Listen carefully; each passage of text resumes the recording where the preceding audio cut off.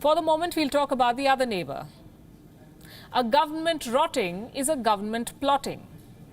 Well, Pakistan, we know, is rotting under debt.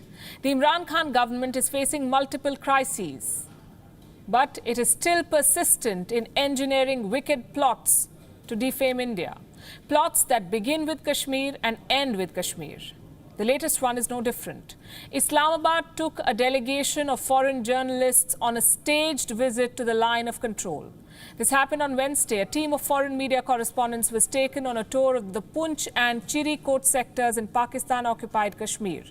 The delegation included journalists from media organizations infamous for their anti-India rhetoric, the likes of Al Jazeera and CCTV, Chinese state television.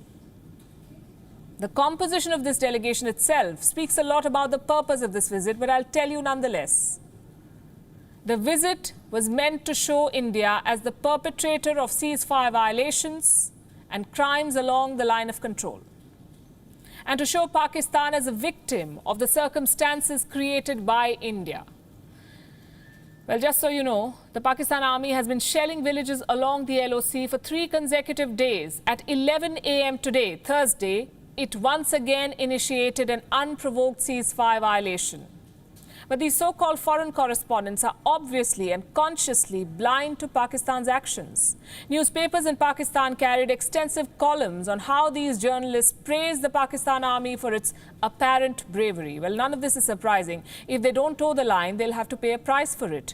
And if they praise the army, they might be paid for it. Just like the British parliamentary panel, which visited Pakistan-occupied Kashmir earlier this year.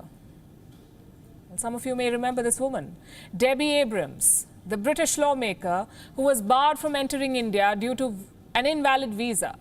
Debbie Abrams later flew to Pakistan.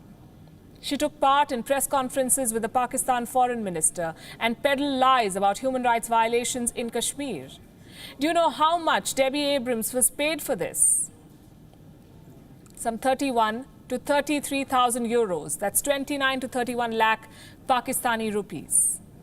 I say this with proof. This is all on paper. The British parliamentary panel has itself disclosed the details in its register. A copy of their filing is on your screen. It shows how Debbie Abrams and her team received a quote-unquote benefit of kind of 31 to 33,000 euros from the government of Pakistan. A benefit of kind. How wonderful. The British can sugarcoat everything, even bribes. And by the way, this is not the first time that Debbie Abrams has received funding from Pakistan. In September 2018, the Pakistan High Commission in London had reportedly given around 12,000 euros to her group for a visit to Islamabad and Kashmir. Well, we decided to find out just what Debbie Abrams has been doing with such money, and we landed on a tweet. She posted it this evening, where she was complaining about how taxpayer money is being wasted in her country, the UK, how the British government is allegedly spending billions on a bankrupt American company. And wait till you hear the caption of this. Debbie Abrams wrote, and I quote, "How can this be legal?" A question mark followed by an exclamation mark.